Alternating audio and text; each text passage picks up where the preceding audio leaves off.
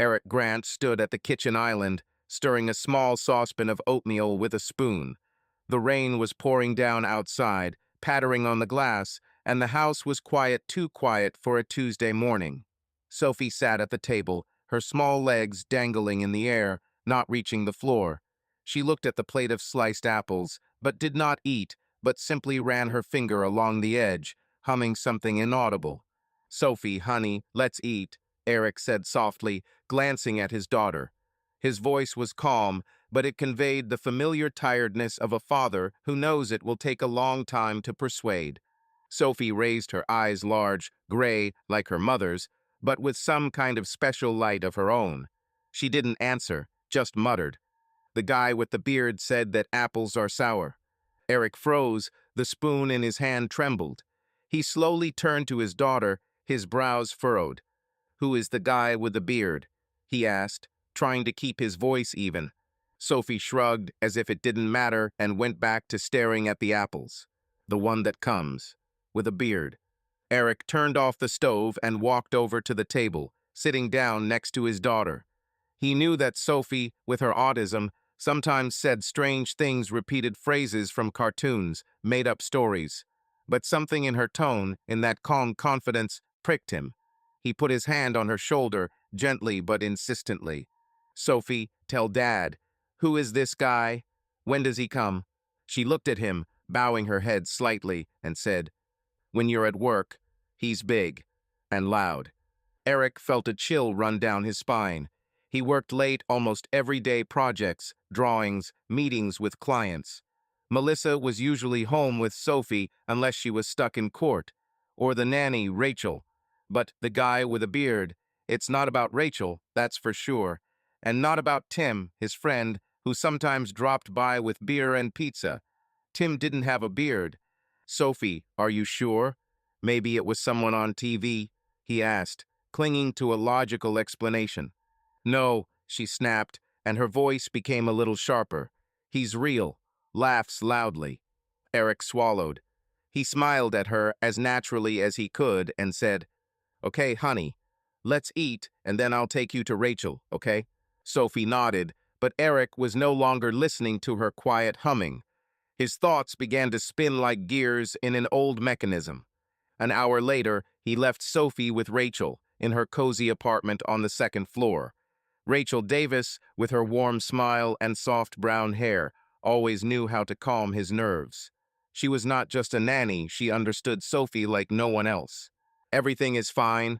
Rachel asked, noticing Eric frowning as he buttoned his jacket. "Yes, everything is fine," he lied, putting on a smile. "It's just a hard day ahead." "You are sure?" "You don't look good," she grinned, but there was a flash of alarm in her eyes. Eric paused. He wanted to talk about the uncle with a beard, but he changed his mind. It could have been nothing. Children's fantasy. "I just didn't get enough sleep. Thanks for looking after her." "You're welcome." Rachel leaned over to Sophie, who was already sorting out her toys on the carpet. "This lady and I are going to have a great time, aren't we, Sophie?" Sophie didn't answer, but Rachel wasn't offended. She's used to it.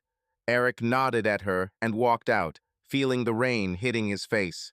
In the office, Eric tried to concentrate on the blueprints for the new apartment complex, but Sophie's words were playing in his head like a broken record. "The guy with the beard, when you're at work."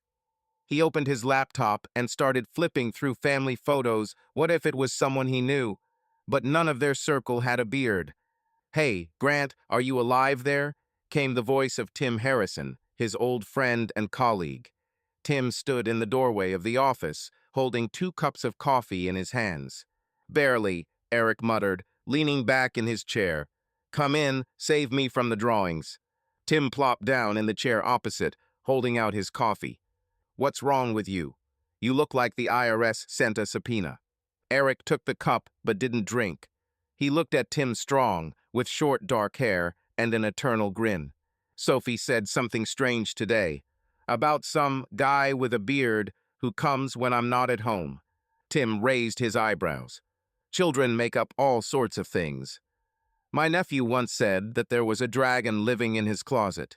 "Maybe," Eric shrugged, but his voice betrayed his doubts. But she spoke so confidently, like it's real. Well, ask Melissa, Tim suggested, sipping his coffee. She's at home with her most often. Maybe some plumber came by or a pizza delivery guy. Yes, probably, Eric nodded, but something sank inside him. Melissa. He didn't want to think badly of her, but in recent months she had been different, detached. Listen, if anything happens, call me, Tim said, getting up. Pizza, beer, and heart-to-heart conversations. I'm in. Thank you, Eric forced a smile. Maybe on the weekend. After Tim left, Eric took out his phone and texted Melissa. Are you going to be home today? We need to talk. The answer came a minute later. Yes, after 6. Did something happen? Just to talk, he typed and put the phone away. But anxiety was already pulsating in my chest. In the evening, Eric returned home earlier than usual. Melissa was in the kitchen, pouring wine into a glass. Her blonde hair was pulled back into a messy bun, and her business suit had been replaced by a t-shirt and jeans. She looked tired, but still beautiful, that cold, stern beauty that had once captivated him. You're early, she said without turning around. Is Sophie at Rachel's? Yes, I left it there for a couple of hours. Eric threw the keys on the table and came closer. How is the day? Ordinary. Hearings, clients, a lot of papers. She shrugged and finally looked at him. And you? Nothing special either. He paused, choosing his words. Listen, Mel, Sophie said something strange today. About some guy with a beard who comes when I'm not there. Do you know who it's about? Melissa froze for a split second, so quickly that he almost didn't notice. But I noticed. She took a sip of wine and smiled, too tightly. Children say all sorts of things. Maybe it's from her cartoons. She said he was real. Comes here, Eric looked into her eyes, trying to catch at least something. Melissa laughed, but it came out harshly. Eric, are you serious? She is a 3-year-old with autism. Yesterday, she told me that her doll flew to the moon. Maybe so, he nodded, but did not back down. It's just strange. She called him loud, and that he laughs. Well, maybe it was a neighbor or delivery. I don't keep track of everyone who rings the doorbell. She turned away, putting her glass on the table. You think too much. Maybe. Eric clenched his fists in his pockets. Melissa turned to him, her gaze growing colder. You don't trust me. I didn't say that. He held her gaze. I just asked. Then don't build conspiracy theories. She crossed her arms over her chest. I already had a lousy day. Eric wanted to say something else, but remained silent. At night, he lay in bed, looking at the ceiling. Melissa slept next to him. Her breathing was even, but he knew she was faking it. She always did this when she wanted to avoid conversation. Eric turned on his side, looking at her silhouette in the dark. The guy with the beard. Sophie's words couldn't leave my head. The next day, he decided to check. While Melissa was in the shower, he took her phone from the nightstand. The password is Sophie's birthday. She never changed it. Eric opened the messages. Nothing suspicious: colleagues, girlfriends, a couple of clients. But at the very bottom of the list, there was a contact with no name, just a number. Last post. Tomorrow at 15 o'clock. Don't be late. Sent yesterday. Eric felt his heart beat faster. He put the phone back and went into the kitchen, pretending that nothing had happened. But everything was boiling inside. By evening, he took Sophie from Rachel. The daughter hummed something of her own again, sitting in the back seat of the car. Sophie, he called quietly. That guy with the beard. Has he come yet? She looked at him through the rearview mirror and said, Yes, yesterday. Laughed with Mom. He didn't know what to do next, but the only thing he was sure of was that this was not a fantasy. This is reality, and he was going to dig it up. Eric sat behind the wheel, looking at the road, but his thoughts were far away. The rain stopped, leaving behind wet asphalt that glistened in the headlights. Sophie was silent in the back seat, playing with a small toy, a plastic horse that she always carried with her. When they got home, Melissa was in the living room, scrolling through something on her tablet. She looked up, noticing them, and smiled that professional lawyer smile that did not reach her eyes. "You're early," she said, putting down the tablet. "How are you doing with Rachel?" "Okay," Eric answered briefly, taking off Sophie's jacket. "She asked about you." "Nice of her." Melissa stood up, stretching. "Are you going to cook dinner, or should I order something?" Eric looked at her, trying to catch even the slightest hint of a lie. Her voice was smooth, as always, but something in her movements too fast, too careless was alarming. "I'll get to dinner," he said, heading to the kitchen. "But first we need to talk." Melissa froze, her hand frozen on the back of the sofa. "About what?" she asked, and a hint of irritation flashed in her tone. "Oh, Sophie," Eric turned to her, holding his daughter's hand, "and about what she says." Sophie pulled her hand away and ran to her toys in the corner of the room, leaving her parents alone. Melissa crossed her arms, her gaze sharp. "Again about this guy with a beard. Eric, are you serious? This is already funny." "Funny?" He stepped closer, lowering his voice so Sophie wouldn't hear. "She said he was here yesterday. With you, and that you laughed." Melissa rolled her eyes, but Eric noticed how her fingers tightened a little tighter. "She's 3 years old, Eric. She has a rich imagination. Are you really going to question him over this?" "I'm not conducting an interrogation," he tried to control himself, but his voice was trembling from tension. "I just want to know what's going on in my house when I'm not here." "In yours at home?" Melissa narrowed her eyes, her tone becoming icy. "This is my house too, in case you forgot. And nothing happens here except that I work like hell to support us all." "I didn't say you weren't working." Eric clenched his fists in his pockets. "But if someone comes here, I have the right to know." "Nobody comes here," she snapped, turning away, "except for Rachel, the delivery guys, and sometimes Tim." "Do you want to interrogate them too?" Eric opened his mouth to answer, but fell silent. He saw how she moved away from the topic, how cleverly she turned the conversation in another direction. This was her lawyer's trick to distract, confuse, gain time. But he had no intention of backing down. "Okay," he said finally. "Then why is Sophie so sure?" She called him loud. "She said he was big. This doesn't sound like fiction." Melissa turned sharply to him, her eyes sparkling. "Because she's a child, Eric. She could hear anything the TV, the neighbors, hell, even your conversations with Tim. Do you want to accuse me of something? Say it straight." "I don't blame," he held her gaze, although everything was boiling inside. "I'm asking." "But it seems to me that you are accusing." She came closer. Her voice became quieter, but more poisonous. "If you have evidence, post it. And if not, stop this circus." Eric was silent, feeling the words get stuck in his throat. He had no evidence, only Sophie's words, and a vague feeling that something was wrong. But her reaction, this mixture of irritation and defense, only added fuel to the fire. "I just want the truth, Mel," he said finally, almost in a whisper. "The truth is that you're paranoid." She turned away, picking up the tablet. "I am going to sleep. I have a hard day tomorrow." She left, leaving him standing in the middle of the kitchen. Eric looked after her, feeling the emptiness growing in his chest. He knew she was lying, or at least hiding something, and he was going to find out. Later, when Sophie was already asleep, Eric was sitting in the living room with her phone in his hands. He entered the password again, Sophie's birthday, and opened the messages. The same number without a name. No new messages since morning, but he scrolled through the correspondence above. "See you tomorrow," message from last week. "Yes, after 3, Melissa replied. "Don't forget the wine," wrote the unknown person.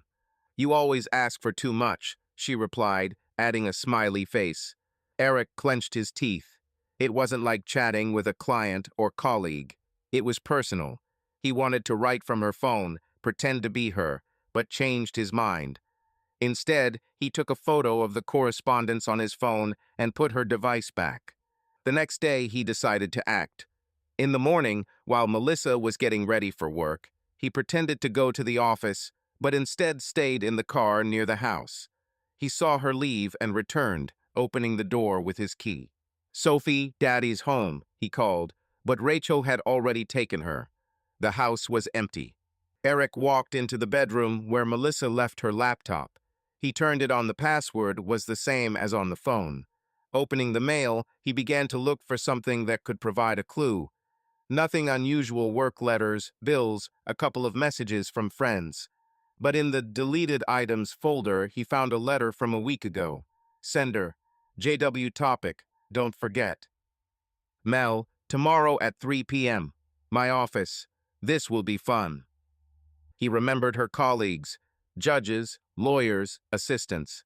But no one he knew fit the description. Except, no, that was too much. He pushed the thought away, but it was already stuck in his head. Jason Wells, judge, influential, loud, with a thick beard that he wore like a trophy. Eric saw him a couple of times at events where Melissa introduced him as a good friend. Damn it, he muttered, standing up. It was crazy. But if it's true. He grabbed the phone and dialed Tim. Tim, are you free now? Yes, I just finished the drawing. What happened? The friend's voice was cheerful, as always. I need your help, Eric swallowed. It seems Melissa is cheating on me. There was silence on the other end, and then Tim exhaled. Are you serious? With whom? I'm not sure yet, Eric squeezed the phone. But I'm going to find out. Are you with me? Always, brother, Tim answered without hesitation. What to do? For now, just stay in touch. I'll call if I find anything. Agreed. And Eric, hang in there. Eric hung up, feeling determination overshadow doubt. He didn't know if he was right about Jason Wells, but one thing was clear. The truth was close, and he won't stop until he gets to her. Eric stood at the window in the living room, looking out at the empty street. He held a mug of cold coffee in his hands, but didn't drink it. He just held it to keep his hands occupied. My thoughts were confused. The door slammed, and he heard footsteps. Melissa returned from work, throwing her bag on the sofa. She looked tired, but not so tired that explained her abruptness in the morning. Are you home? She asked, noticing him at the window. I thought you had a meeting with clients today. Cancelled, Eric answered briefly, without turning around. I decided to stay with Sophie. Rachel has it. Melissa walked into the kitchen, opening the refrigerator. Or have you already taken it? No, not yet. He finally turned, looking at her. But I'm going to. I want to spend the evening with her. Melissa pulled out a bottle of water, shrugging. As you wish. I have a hearing tomorrow, so I'll still be busy. Eric nodded, but everything was boiling inside. Her indifference, this cold detachment, he had previously attributed it to stress from work, but now he saw it differently. She avoided him, avoided talking, and he was going to change that. Chalk, he called when she was already heading towards the stairs. Wait. She stopped, turning around with slight irritation. What else? Sophie was talking about that guy with the beard again this morning. He took a step closer, carefully watching her reaction. And do you know what she said? She called him by name. Jason. Melissa froze. It was an instant, a split second, when her face turned pale and her eyes widened. But she quickly pulled herself together, laughing too loudly. Jason? Eric, are you kidding me? Is this Judge Wells running around our house now? I didn't say it was Wells. Eric squinted, feeling his heart beat faster. You said it yourself. Her smile wavered, but she didn't back down. Because he's the only Jason I know. And yes, he is my colleague. But if you think that he's playing with Sophie here, then you've clearly overdone it. Then how does she know his name? Eric stepped even closer. His voice became firmer. She said, Jason, clearly, and that he was here. She might have heard his name from me. Melissa crossed her arms, her tone becoming harsh. I sometimes talk about working at home. Or hell, she saw him on TV, he's a public figure. Are you really going to make a drama out of this? This is not a drama. Eric looked into her eyes, trying to break through the wall of lies. This is my daughter, and if someone I don't know comes here, I want to know who. Nobody comes here. She almost shouted, but then lowered her voice, glancing towards Sophie's room. How many times should I repeat this? Until I believe it, he snapped, feeling his patience running out. Because I don't believe you right now, Mel. She opened her mouth to answer, but fell silent. Then she simply shook her head and went upstairs, slamming the bedroom door. Eric remained standing, clutching his mug until his fingers turned white. She lied. He saw it in her eyes, in the way she mentioned Wells too quickly. An hour later, Eric was at Rachel's. Sophie was sitting on the floor, doing a puzzle, and Rachel was making tea in the kitchen. She smiled when she saw him, but then frowned when she noticed his tense appearance. "Eric, are you okay?" she asked, putting the kettle on the stove. "Not really." He sat down on a chair, glancing at Sophie. "Can we talk?" "Of course," Rachel nodded, sitting down opposite her. "What's happened?" Eric paused, choosing his words. He trusted Rachel, not just as a babysitter, but as someone who was always honest with him. Sophie was talking about the guy with the beard again, and today she named him Jason. Rachel raised her eyebrows, her hand hovering over her cup. "Jason, is it someone she knows?" "I don't know," Eric shook his head. "But Melissa, she reacted strangely when I asked." I immediately mentioned Jason Wells, the judge. It was as if she knew who she was talking about. "Wells?" Rachel frowned. "That bearded bruiser from the news." "Yes," Eric clenched his fists. "And I'm starting to think that he really was here." Rachel looked at Sophie, then back at him. "Eric, are you sure? This is a serious accusation." "I'm not sure of anything," he exhaled, rubbing his temples. "But Sophie isn't lying. She doesn't make up names. And Melissa, she's hiding something." Rachel paused, looking away thoughtfully. Then she said, "You know, a couple of weeks ago Sophie mentioned some loud guy. I thought it was about the neighbor upstairs. He sometimes stomps like an elephant. But she said he was laughing with his mom. I didn't pay attention. The children say strange things." Eric froze, feeling his blood run cold. "Did she tell you this?" "Why didn't you tell me?" "Because I didn't think it was important." Rachel lowered her eyes guiltily. "Sorry, I should have said it." "No, everything's fine." He shook his head, although everything inside was screaming. "You didn't know. But now I have to find out." "How?" she asked, her voice soft but worried. "I'll start with Wells." Eric stood up, the determination in his eyes becoming firmer. "I'll see what I can find." "Be careful." Rachel touched his hand. Her fingers were warm. "If that's true, he's not the right person to quarrel with." "I'm not going to quarrel," Eric grinned, but the smile came out gloomy. "I just want the truth."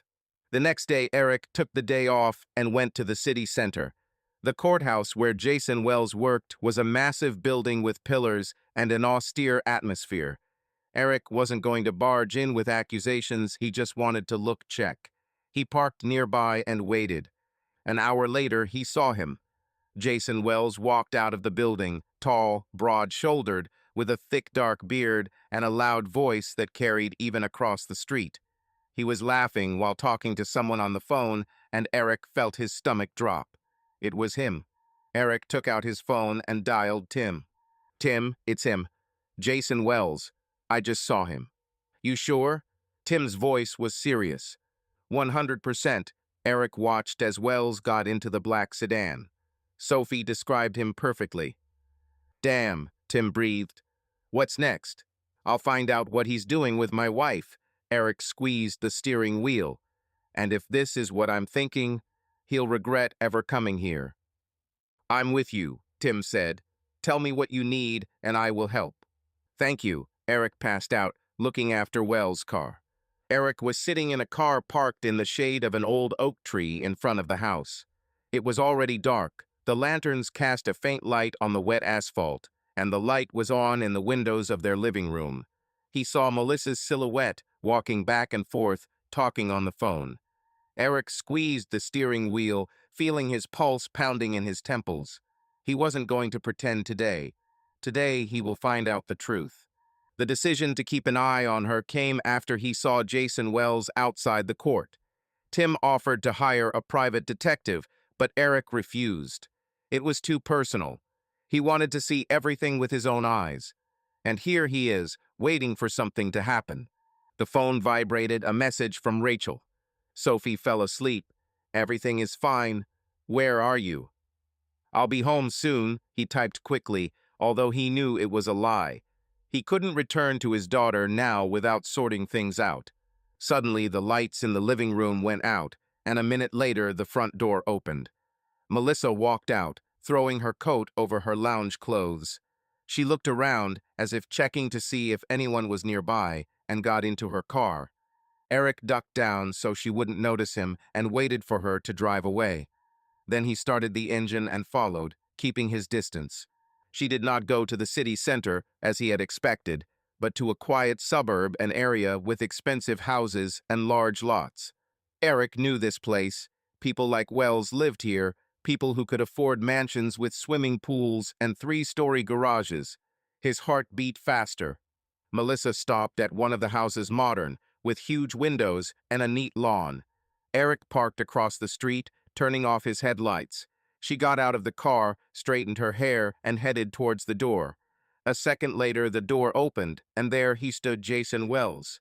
Tall, with that same beard, wearing a sweater instead of a judge's robe.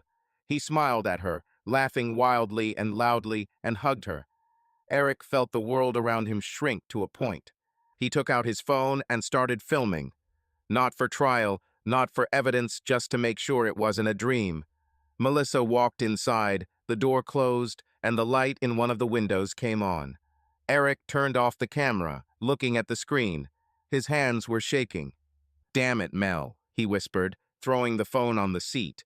He wanted to rush in, kick down the door, grab Wells by the collar, and demand answers. But he knew it wouldn't do anything. He needed facts and a plan. An hour later, he returned home. Melissa was not there yet, apparently. Her meeting was delayed. Eric walked into the bedroom, opened her closet, and began rummaging. He didn't know what he was looking for, a note, a gift, anything. But I found something better, a small box hidden under a stack of sweaters. Inside was a bracelet, silver, with the engraving M, from J. Eric clenched his teeth, feeling his anger turn into cold rage. He put the bracelet back, closed the closet, and sat on the bed, dialing Tim. "I saw them," he said when his friend answered. "Whom?"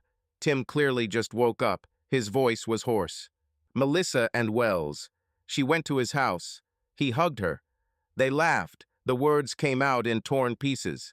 "Damn, Eric," Tim breathed. "You are sure?" "I took a video," Eric squeezed the phone, "and I found a bracelet on her, engraved with J." There was silence on the other end. Then Tim said, "These are no longer assumptions. This is a fact. What are you going to do?" "I don't know yet," Eric rubbed his face with his hands. "But I can't live with this anymore." "Listen, come to me," Tim suggested. "Let's have a drink and think. You can't keep it to yourself." "Not now," Eric shook his head, although Tim couldn't see. "I need to talk to her. Today." "Be careful," Tim warned. "She's a lawyer. She'll bury you if she wants." "Let him try." Eric passed out, feeling determination replacing the pain. Melissa returned around midnight. Eric was waiting for her in the living room, sitting in the dark with a glass of whiskey in his hand. She entered, throwing her coat on the chair, and flinched when she noticed him. "Oh my God, Eric, you scared me," she said, turning on the light. "Why are you sitting here?" "I'm waiting for you." He looked at her. His voice was even, but cold. "Where have you been?" "At a meeting with a client," she shrugged, avoiding his gaze. "It's an urgent matter." At midnight, Eric stood up, slowly approaching her. "Is Jason Wells on urgent business?" Melissa froze, her hand trembling as she set her bag on the table. "What are you talking about?" she asked, but her voice betrayed her, too strained, too high-pitched. "I saw you, Mel." Eric stepped closer, holding the phone with the video in his hand. "You went to see him. He hugged you. You laughed." She opened her mouth, but found no words. Her eyes darted around, looking for a way out, but Eric didn't give her a chance. And this, he took a bracelet out of his pocket, throwing it on the table. "M, from J. Nice gift from a client, huh?" Melissa looked at the bracelet, then at him. Her face turned pale, but she quickly pulled herself together. Have you been rummaging through my things? Her voice became harsh, accusing. You don't trust me that much. Don't change the subject. Eric raised his voice, but immediately pulled himself together. You're cheating on me. With Wells. Don't lie to my face. It's not what you think. She stepped back, her hands clenched into fists. We're just friends. Friends? Eric laughed, but the laugh was bitter. Friends don't hug at the door at midnight. Friends don't give engraved bracelets. And friends don't lie to their family. I'm not lying, she shouted, but immediately fell silent, realizing that she had painted herself into a corner. Then tell the truth. Eric looked into her eyes, feeling his heart breaking. Now. Melissa swallowed, her eyes darting to the door and then back to him. Okay, she said finally, lowering her voice.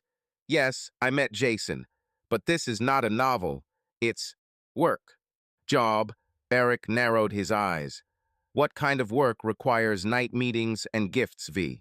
It's difficult. She turned away, hugging herself with her arms. He helps me with business, with clients. It's business, Eric. Business, he repeated, feeling the words cutting his throat. Do you think I will believe this, after everything I've seen?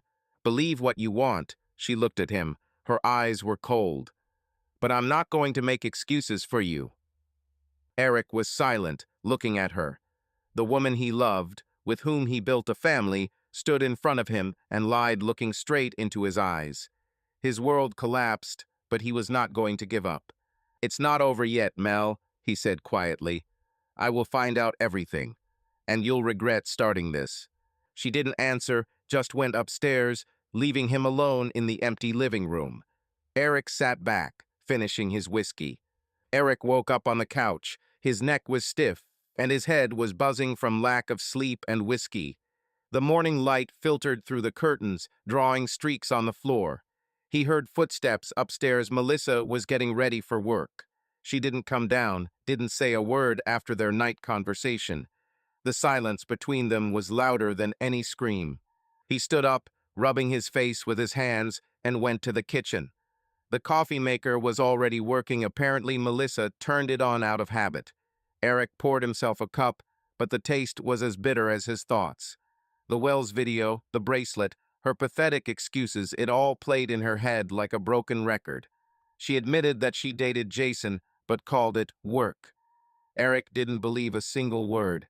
The door upstairs slammed, and Melissa came down, already in a business suit, black, strict, like her expression. She glanced at him, but walked past him, taking the bag. I'm going, she said dryly. Will you take Sophie from Rachel? Yes, Eric turned to her, clutching the cup. But we haven't finished talking yet. I have nothing to add. She put on her coat without looking at him. You came up with everything in your head. Did you come up with it? He took a step towards her. His voice became firmer. I saw you with him, Mel. You lied to my face. I said it was work. She finally looked at him, her eyes cold. If you can't accept it, that's your problem. Work, Eric grinned, but there was a lump in his throat. Do you really think I'm that stupid? I think you see what you want to see. She opened the door. I don't have time for this. And I don't have time for lies. He raised his voice, feeling his patience bursting. Tell me the truth, Mel, right now. Melissa stopped in the doorway, her hand clenching the handle. She was silent for a few seconds, then turned to him. Her face was tense, but her voice was calm, almost tired. Okay, she said. Yes, I'm dating Jason, but it's not serious. It just happened. Eric felt the ground disappear from under his feet. He was waiting for this. He knew it was true, but hearing her words still felt like a blow to the chest. Was? He asked, his voice trembling. What does it mean? This means that there is nothing between us. She looked away. It happened a couple of times. Nothing more. A couple of times, Eric repeated, feeling the words cut. You cheated on me. With him. So what, now I should just swallow it? I'm not asking you to swallow anything. She looked at him, her tone becoming sharper. I told it like it is. This is not a romance, not love. This is a mistake. It's a mistake, he laughed, but the laughter was empty. Are you kidding? You destroyed our family for a mistake? Don't exaggerate. Melissa crossed her arms. It didn't destroy anything. We can move on with our lives. Should I continue to live? Eric stepped closer, his eyes sparkling. Are you serious? After you lied to me for months? After that bastard was in my house with my daughter? He wasn't with Sophie. She raised her voice. She saw him by chance. It's not what you think. What should I think? Eric almost shouted, but immediately fell silent, clenching his fists. You brought him here. She knows his name. This is no accident, Mel. Melissa swallowed, her confidence cracking. He came by a couple of times, she said quietly, when you were at work. But it's not what you think. A couple of times, Eric nodded, feeling his anger give way to cold emptiness. Great, just great. She was silent, looking at the floor. Then she said, I didn't want you to find out. This should have been a thing of the past. But I found out. He looked at her, his voice becoming even, but firm. And now everything has changed. What do you want to say? Melissa raised her eyes, fear flashing in them. I want to say that I can't trust you anymore. Eric turned away, putting the cup on the table. And I don't know how to live with this. She opened her mouth to answer, but remained silent. Then she just walked out, slamming the door. Eric was left alone, feeling the silence pressing on him. The bitter truth was in front of him, she admitted. But this did not bring relief, only pain. An hour later, he went to Rachel. Sophie was sitting on the carpet, drawing with crayons, and Rachel was baking cookies in the kitchen. When she saw him, she immediately realized that something was wrong. Eric, you look terrible, she said, wiping her hands on her apron. What's happened? Melissa admitted. He sat down on a chair, rubbing his temples. She cheated on me with Wells. Rachel froze, her eyes widening. Oh God, she whispered. Did she say it herself? Yes, Eric nodded, looking at Sophie. She said it was not serious, just a mistake. And you believe her? Rachel sat down next to her. Her voice was soft but worried. No, he shook his head. She's lying, or he doesn't say anything. But that doesn't matter anymore. Why? She asked, touching his hand. Because I can't live with her after this. Eric looked at her, his eyes empty. I can't look at her and not think about him. Rachel was silent, her fingers squeezing his hand a little tighter. Then she said, And Sophie? What will happen to her? I won't give it to Melissa. Eric clenched his jaw. She won't take it from me. It will be difficult, Rachel sighed. She's a lawyer. She has connections. I know, he nodded, but I will find a way. Sophie raised her head from the drawing and looked at him. Daddy is sad, she said quietly. Eric smiled, although everything inside hurt. Dad's okay, honey. He stood up and walked over to her, sitting down next to her. What are you drawing? House, she showed a piece of paper with curved lines and colored spots. And the guy with the beard. Eric froze, looking at the drawing. There really was a big man with a black beard drawn next to the house. He swallowed, feeling the bitter truth hit him again. Is this Jason? He asked quietly. Sophie nodded without looking at him. It's loud, she said, and laughs. Eric hugged her, pressing her to him. Thank you, honey, he whispered. Well done. Rachel came closer, her gaze full of sympathy. She sees everything, she said quietly, even if he doesn't understand. Yes, Eric nodded, not letting go of Sophie, and I will do everything to protect her. He stood up, holding his daughter's hand. The bitter truth was revealed, but this was only the first step. Now he knew what he was up against, and he had no intention of backing down. Eric sat at the kitchen table, looking at Sophie's empty plate. She had finished her macaroni and cheese and was now playing in the living room, humming something unintelligible. A day passed after the conversation with Melissa, but the silence between them became even heavier. She left for work without saying a word, and he stayed home, taking the day off. He needed to think, decide. He took out his phone and opened the legal advice website. Divorce, guardianship, These words were spinning in his head like stones that he could not lift. Melissa was a lawyer, not just a lawyer, but a damn good divorce lawyer. She knew all the moves, all the loopholes. If she wants, she will take Sophie, and Eric will not be able to do anything. Damn, he muttered, throwing the phone on the table. He stood up and walked around the kitchen, feeling despair tightening his chest. The doorbell interrupted his thoughts. Eric opened the door and saw Tim holding a bag of beer and a box of pizza. "You look like you've been run over by a train," Tim said, entering uninvited. "I decided to get you out of this swamp." "Thank you," Eric forced a smile, closing the door. "Sophie is in the living room." Tim glanced towards the room where Sophie was sorting out her toys. "Hey, baby," he shouted. "Uncle Tim brought pizza." Sophie didn't answer, but raised her head to look at him. Tim grinned and turned to Eric. "Well, brother, tell me, how did the conversation go?" Eric sat down at the table, opening a bottle of beer. "She confessed," he said quietly. "She said it happened to Wells a couple of times. That this is not serious. And you believed it." Tim squinted, taking a bite of pizza. "No," Eric shook his head. "She's lying. Or downplay it. But that doesn't matter anymore. I want a divorce." Tim froze, pizza in hand, looking at him. "Seriously? Are you ready for this?" "I have no choice." Eric took a sip of beer, feeling the bitterness sliding down his throat. "I can't live with her after this." "And Sophie?" Tim nodded towards the living room. "Melissa won't give it up just like that." "I know," Eric squeezed the bottle. "She's a lawyer. She has connections. Wells is the judge.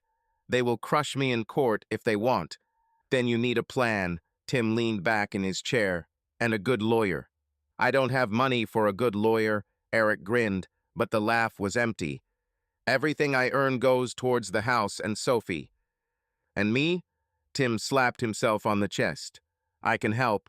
I have a friend who is not a superstar, but a smart guy. Works for reasonable money." "Thank you," Eric nodded, but there was a shadow of doubt in his eyes. "But even with a lawyer, she knows how to play the game." "Then play dirty." Tim leaned closer, lowering his voice. "You have a video. Bracelet. Use it." "Blackmail?" Eric frowned. "This is not my style." "And her style is to sleep with the judge and lie to your face." Tim shrugged. "Sometimes you have to hit them with your own weapon."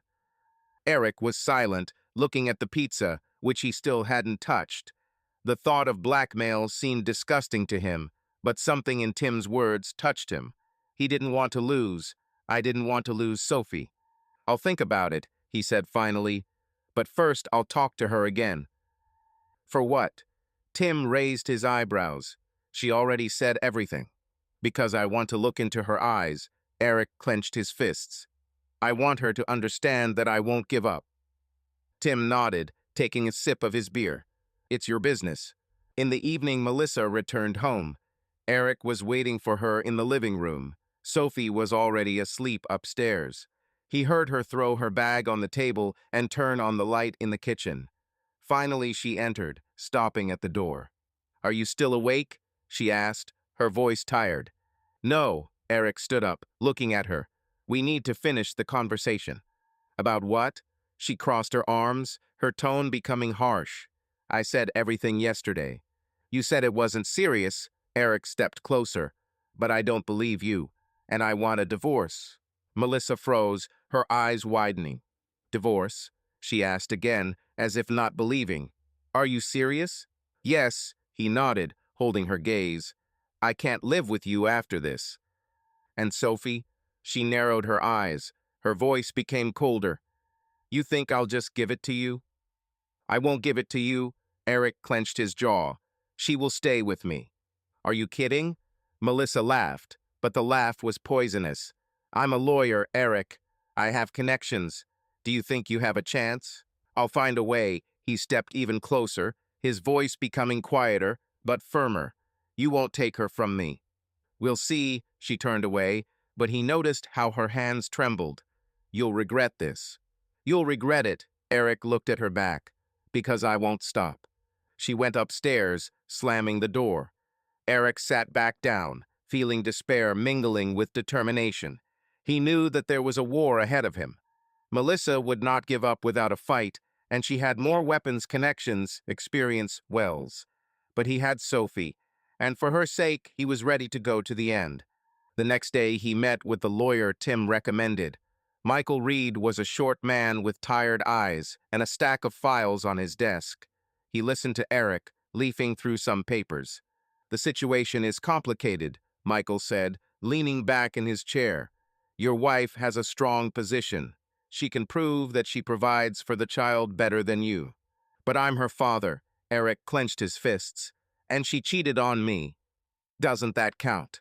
"It is considered, but not as much as you think," Michael shook his head. "The court looks at the interests of the child.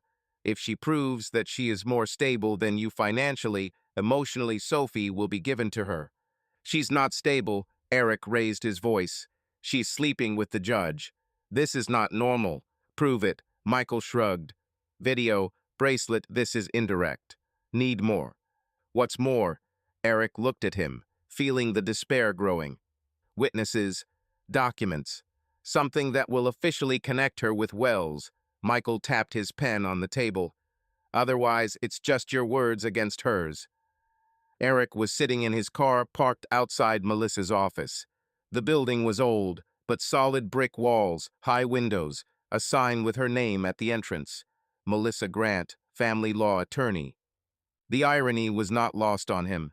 He watched as she stepped out of the car, adjusting her bag over her shoulder, and walked inside. He wasn't going to just watch today. Today, he will make his move. Yesterday's conversation with Michael, a lawyer, was running through my head. We need more evidence. Eric knew the video and bracelet were just the beginning, but he had something else: determination, and Tim's words about sometimes having to play dirty. He didn't want to stoop to blackmail, but Melissa left him no choice. If she's going to use her connections against him, he'll use her secrets against her. He took out his phone and texted her. "We need to meet. Now, in your office." The answer came a minute later. "I'm busy. Let's go in the evening." "This can't wait," he typed. "I'm already here. Either you go down or I go up." Silence. "After." "Okay. Wait downstairs." Eric got out of the car, feeling his heart pounding. He didn't know if his plan would work, but it was too late to retreat. 5 minutes later, Melissa appeared at the door, her face tense, her eyes cold. "What do you need?" she asked, crossing her arms. "My clients are waiting." "We need to talk." Eric nodded towards the bench at the entrance. "Let's sit down." "I'm not going to make a scene outside my office." She narrowed her eyes. "Speak here." "Okay," he stepped closer, lowering his voice. "I know more about you and Wells than you think. And if you don't agree to my terms, everyone will know." Melissa froze, her gaze sharp. "What do you mean?" she asked, but her voice trembled. "I have a video." Eric took out his phone, showing her the screen where the frame was frozen, she and Wells at his house. "And a bracelet. And I know that he was at our house. Sophie saw him." "This doesn't prove anything." She tried to smile, but the smile came out forced. "You're bluffing." "Am I bluffing?" Eric grinned, but his eyes were cold. "Then why did you turn pale? I can send this to the newspapers or to the panel of judges. Wells will lose his position, and you will lose your career." Melissa swallowed, her hands clenched into fists. "You won't do this," she said quietly. "You're not like that." "You don't know what I'm like now." Eric looked into her eyes. "You made me like this." "What do you want?" She stepped back. Her voice became quieter. "Divorce," he straightened up, "and custody of Sophie. Full. You will see her, but she will stay with me." "Are you kidding?" Melissa laughed, but it was a nervous laugh. "I won't give you Sophie." "Then get ready for your little secret to become big news." Eric stepped closer. "Imagine the headlines: lawyer and judge in scandal. The clients will run away, Mel, and Wells won't save you." She was silent, looking at him. Her face was a mixture of anger and fear. Finally, she said, "You don't understand what you're getting yourself into." Jason is not someone you want to fight with, and you're not the kind of wife you should trust. Eric squeezed the phone in his hand. You have 2 days to agree, otherwise I move on. You'll regret it. She turned away, but he noticed how her shoulders were trembling. You'll regret it, he said to her back. I'm not kidding, Mel. Eric returned to the car, feeling the adrenaline pulsing through his veins. He did it. He blackmailed her. And it was disgusting, but it worked. That evening, he met Tim at a bar on the outskirts of town. Sophie stayed with Rachel, and Eric needed to talk. Tim was sitting at a table in the corner, sipping a beer, and raised his eyebrows when he saw him. Well, hero of the day? He asked, pushing the bottle towards him. How did it go? I did it. Eric sat down, taking the beer. Told her about the video and the bracelet. He gave me 2 days for divorce and custody. Damn, Tim whistled. You took it seriously. And what is she? I was scared. Eric took a sip, feeling bitter. But I didn't give up. She said Wells was dangerous. Dangerous? Tim frowned. In what sense? I don't know, Eric shrugged. Maybe he's bluffing. Or maybe he really can hurt me. Listen, brother, Tim leaned closer. You started this game. Now hold on. If she ran towards Wells, he might hit back. Let him try. Eric squeezed the bottle. I have evidence. Evidence is one thing. Tim shook his head. But connections are another matter. He's a judge. His arms are long. I won't back down. Eric looked into his eyes. For Sophie's sake. I understand. Tim nodded. But be prepared. This is just the beginning. Eric was silent, looking into the bottle. He knew Tim was right. Blackmail was a risky move, and Melissa wouldn't give in easily. But he felt he had an advantage. As long as she is afraid, he can press. The next day, he took Sophie away from Rachel. She greeted him with a warm smile, but there was concern in her eyes. Are you okay? She asked as Sophie collected her toys. Not really, Eric sighed, sitting down on the sofa. I talked to Melissa. He said that I want a divorce and custody. How is she? Rachel sat down next to her. Her voice was soft. Angry. Afraid, he looked at her. I threatened her. He said that I would make everything public if she didn't agree. Eric, Rachel touched his hand. Her gaze became serious. It's dangerous. Are you sure? No, he shook his head. But I have no choice. She won't give Sophie up willingly. What if she goes to court? She asked quietly. She has Wells. They can destroy you. I know, Eric squeezed her hand in response, but I have to try. Sophie ran up to them, holding her horse in her hands. Dad, are you going home? She managed. Yes, honey, he smiled, picking her up in his arms. Let's go home. Rachel walked them to the door, her gaze filled with worry. If you need anything, call me, she said. I'm with you. Thank you, Eric nodded, feeling the warmth of her words. Eric stood at the window of his new apartment, looking out over the small yard where Sophie was playing with a plastic ball. It's been a month since he blackmailed Melissa, and 2 days ago she signed the papers. The divorce was finalized. Custody of Sophie is his. The conditions were simple. She sees her daughter on weekends, but does not interfere in their lives. She agreed, gritting her teeth, but Eric knew that her fear of publicity outweighed her pride. The apartment was small, 2 rooms, a kitchen, and a tiny balcony. Nothing to do with their old house, which was left to Melissa. But here it was quiet, cozy, and most importantly, this was his place. A place where he could start again. Dad, look. Sophie ran to the window from below, waving her arms. The ball is high. Eric smiled as he opened the window. Well done, sunshine. Throw it again, I'll take a look. She laughed and ran back, kicking the ball so hard that it flew into the bushes. Eric shook his head, feeling the warmth spreading in his chest. After everything that happened, her laughter was the only thing that kept him afloat. The doorbell interrupted his thoughts. He opened it to see Rachel holding a box of pie. Hi, she smiled, her brown hair pulled back into a messy ponytail. I decided to take a look. How was the housewarming? Come in, Eric stepped back, letting her through. So far there are only boxes and chaos, but we are coping. Rachel walked into the living room, placing the pie on the table. "It smells delicious," he said, looking at the box. "You didn't have to." "I have to," she grinned, taking off her jacket. "This is your first day here. It should be noted." Sophie ran into the room, noticing Rachel. "Rachel," she shouted, rushing towards her. "Hello, my girl." Rachel picked her up, hugging her. "How do you like your new home?"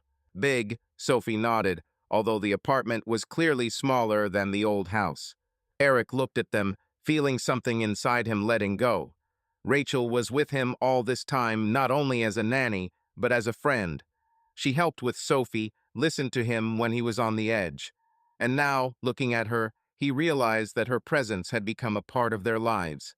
"Sit down," he nodded towards the sofa. "Coffee?" "Come on." Rachel lowered Sophie to the floor, and she ran to her toys. Eric went to the kitchen, turning on the coffee maker. While the water was heating up, he heard Rachel talking to Sophie. "What kind of tower is this?" "The castle," Sophie answered, "for the horse." "It's a beautiful castle," Rachel laughed. "Well done." Eric returned with 2 cups, placing them on the table. "Thank you for coming," he said, sitting down next to her. "This means a lot." "I told you I'm with you." She looked at him. Her eyes were warm. "How are you holding up?" "Better," Eric shrugged. "The divorce has been signed. Sophie is with me. This is a victory." "This is definitely a victory." Rachel took a sip of coffee. "And Melissa, did she call?" "No," he shook his head. "And I'm glad. Let him stay away." "And Wells?" she asked quietly, glancing at Sophie. Silence. Eric squeezed the cup. "I think he realized that I was not joking." "Okay," Rachel nodded. "You did it, Eric. I'm proud of you." He looked at her, feeling how warm her words were. "I couldn't have done it without you," he said quietly. "You were there when everything was falling apart." "I couldn't do otherwise," she smiled, but a shadow flashed in her eyes. "You and Sophie are like family to me." Eric fell silent, looking at her. It was the first thing she said so openly, and he felt something shift inside. Not love, not yet, but something close. Hope. "You are important to us too," he said finally. "Very." She looked away, her cheeks slightly red. "Okay, enough sentimentality," she laughed. "Let's try the pie." That evening, after Rachel left, Eric put Sophie to bed. She lay in her new bed, clutching her horse. "Dad, is Rachel staying?" she asked sleepily.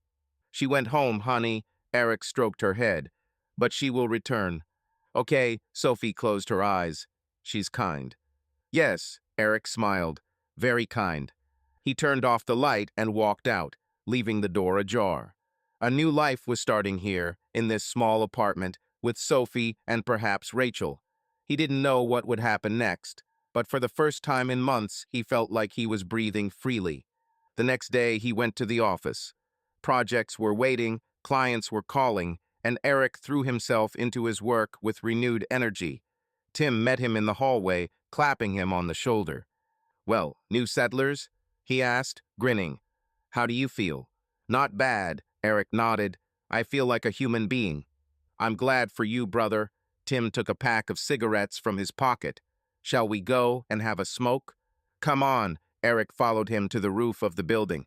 They stood looking out over the city, smoke rising into the cold air. The new life was not ideal. There was little money, a lot of work, and the wounds from betrayal still ached. But she was his, and he was going to build it. Late that evening, he called Rachel. "Hi," he said when she answered. "Didn't wake you up." "No," her voice was warm. "I just finished reading." "Did something happen?" "No," Eric smiled. "I just wanted to say thank you. For yesterday." "Stop it," she laughed. "I told you, it's not a burden." "It doesn't matter," he hesitated. "Maybe we can go somewhere, the 3 of us, with Sophie." Silence on the other end, then. "I would like to." "When?" "On Saturday," he suggested. "Agreed," Rachel laughed. "Sophie will be glad." "Me too," he said quietly. Eric woke up to the sound of rain outside the window. The gray Friday morning filled the apartment with soft light, and he lay listening to the drops hitting the glass. Sophie was still sleeping. Her quiet breathing could be heard from the next room. For the first time in a long time, he felt something like peace. The divorce was over, a new life was taking shape, and tomorrow he, Sophie, and Rachel were going to the park. But somewhere in the depths of my consciousness, there was still a smoldering anxiety Melissa did not get in touch, and this silence seemed too loud. He got up, made coffee, and sat down at the table with his laptop. It was necessary to finish drawings for a client, but thoughts kept returning to Rachel. Her smile, her calm voice, the way she hugged Sophie, all this became part of his days. He wasn't ready to call it anything more, but he couldn't deny the warmth she brought into their lives either. The phone ringing brought him out of his thoughts. The number was unfamiliar. Eric frowned, but answered. Yes, Eric Grant. The voice was female, low, with a slight hoarseness. Who is this? He straightened up, feeling the tension returning. My name is Linda Morgan, she said. I'm a journalist. I work at the City Chronicle. I want to talk about Jason Wells. Eric froze, clutching his phone. What makes you think that I have something to say? I have my own sources, Linda grinned. There are rumors that you blackmail your wife because of her relationship with him, and I know that she signed the divorce. It's none of your business. Eric raised his voice. Who told you? It doesn't matter, she said calmly, but insistently. I'm not your enemy, Eric. I want to get to the bottom of Wells. I have information that he takes bribes and deals with lawyers. Your story may be the key. Do you want me to lay everything out on a platter? Eric clenched his jaw. Forget it. I have a daughter. I don't get into this. I understand, Linda paused, but think about it. If Wells collapses, your ex will lose her trump card. She won't be able to touch you. Eric was silent, looking out the window. The offer was tempting, but dangerous. I'll think about it, he said finally, but I don't promise anything. Think faster. Linda gave him her number. I don't have much time. She hung up, leaving him in silence. Eric tossed the phone onto the table, feeling the worry tighten in his chest again. Someone knew, someone was digging, and it could either help him or ruin everything. He took Sophie from Rachel that afternoon. She opened the door, smiling, but her gaze immediately caught his tension. Did something happen? She asked as Sophie ran to get her things. Yes, Eric sighed as he entered. A journalist called. Wants to expose Wells. He knows about blackmail. Rachel froze, her eyes widening. Where? I don't know. He sat down on the sofa, rubbing his temples. She said she had sources. She wants me to give her information. And what did you say? Rachel sat down next to her. Her voice was alarmed. Whatever I think, Eric looked at her. But I'm not sure if it's worth it. If this comes up, Melissa might hit back. What if it doesn't float up? Rachel touched his arm. She might still be up to something. You know her. I know, he nodded, feeling the warmth of her fingers. But I'm afraid for Sophie. If a scandal breaks out, she will be dragged into it. Rachel was silent, looking at him. Then she said, You don't have to decide this alone. I'm with you, and if this journalist can help, maybe it's worth the risk. Eric looked into her eyes, feeling her support lift some of the weight. Do you really think this will work? I don't know, she smiled softly, but I know that you are stronger than you think, and I won't let you and Sophie fall. He squeezed her hand back, at a loss for words. She was here not just a nanny, not just a friend, a well-wisher in the shadows who became the light of his new life. Thank you, he said quietly. I will think. Sophie ran into the room, holding her horse in her hands. Dad, are you going home? She asked. Yes, honey. Eric stood up, picking up her bag. Let's go. Rachel walked them to the door, her smile warm, but her eyes flashing with worry. Tomorrow in the park? She asked. Yes, Eric nodded. Meet me there. That evening, he sat with his laptop, looking at the City Chronicle website. Linda Morgan was real, a few articles about corruption, sharp headlines, no big scandals, but not a newbie. Her proposal was spinning in my head. If she reveals Wells, Melissa will lose her influence. But if something goes wrong, he risks everything. The phone vibrated, a message from Tim. How are you? Is everything quiet? Not really, Eric replied. A journalist called. She wants to dig under wells. Damn, seriously, Tim wrote. Are you in? I think, Eric hesitated. Costs. If she knocks him down, it will be easier for you, Tim replied. But be careful. Wells is a slippery guy. Eric nodded to himself, closing the chat. He knew Tim was right. Rachel is right. But the decision was his.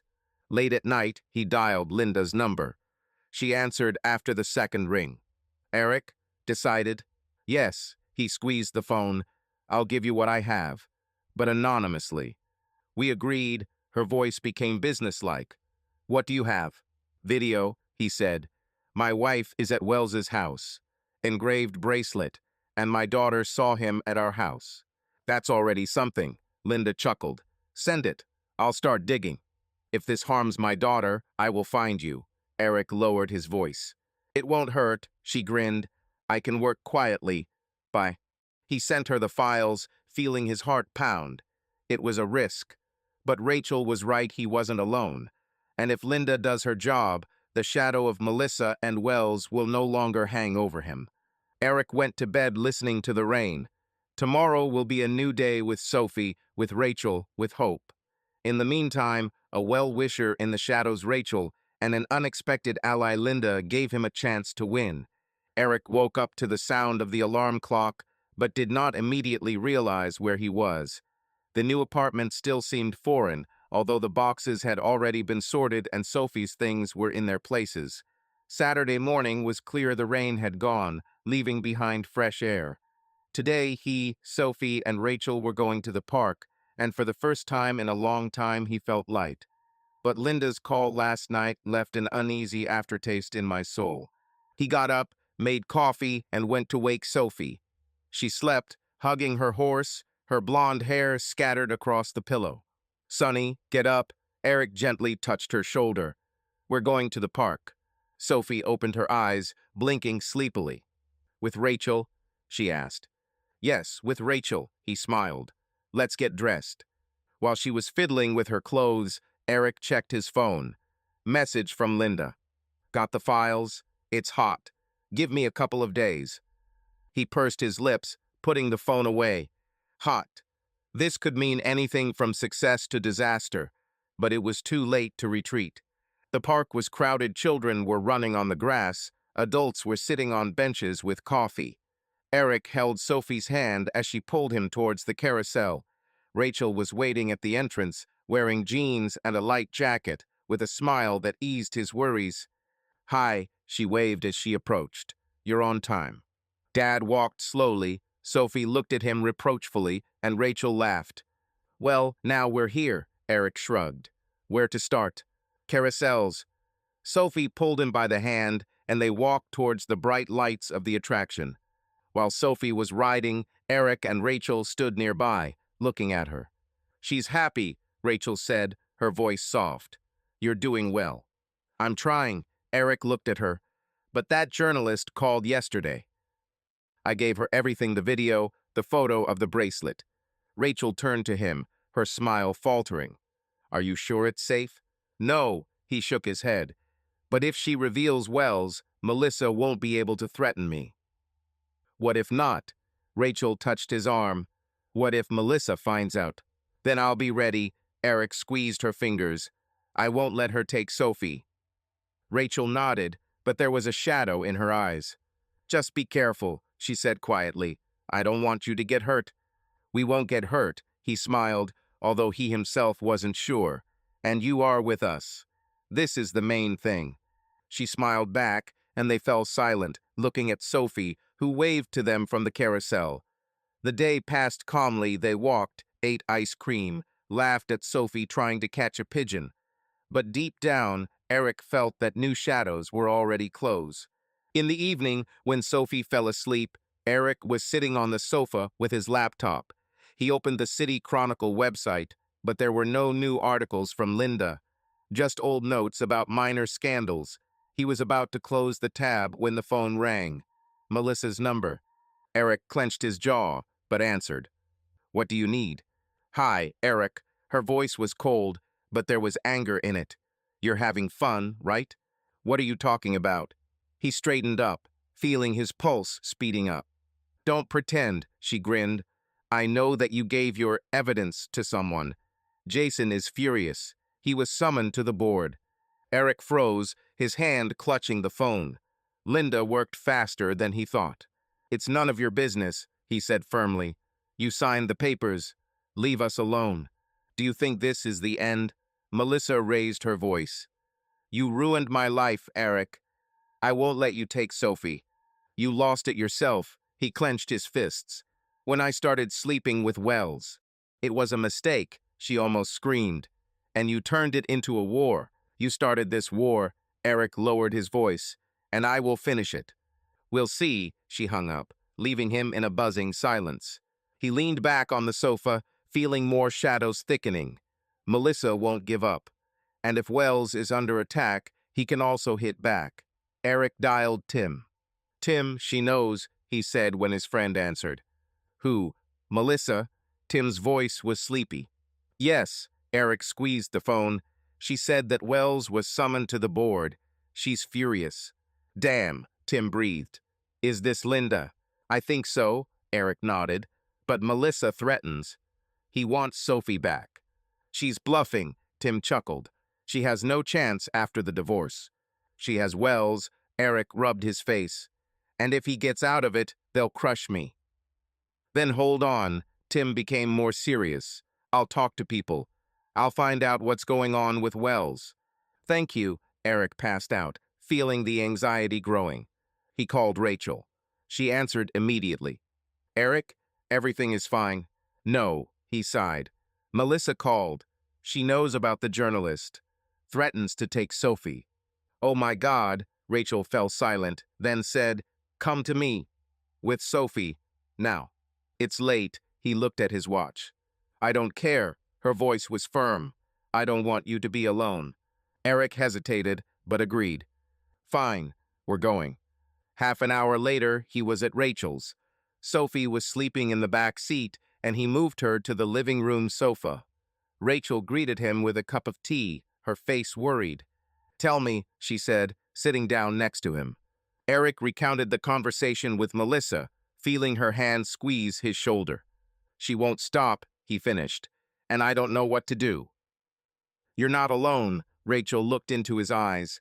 We can handle it. Together. What if we can't handle it? He looked away. If she takes Sophie? This won't happen, Rachel squeezed his hand. I won't give it. We will find a way out. Eric nodded, feeling her words give him support. New shadows hung over him Melissa, Wells, the unknown. But Rachel was here, and that kept him afloat. Stay the night, she said quietly. We'll think about it in the morning. Thank you, he smiled weakly. You're too good for us. No, she shook her head. You're worth it. Eric woke up on Rachel's couch, feeling the sunlight streaming through the curtains. Sophie slept next to him, curled up under the covers, her small hand clutching the edge of the pillow. The night passed peacefully, but Melissa's call still echoed in my head. He knew that her threats were not empty words. She was preparing a counterattack, and the old wounds he had tried to stitch up began to bleed again. Rachel came out of the kitchen with 2 mugs of coffee, her hair disheveled from her sleep.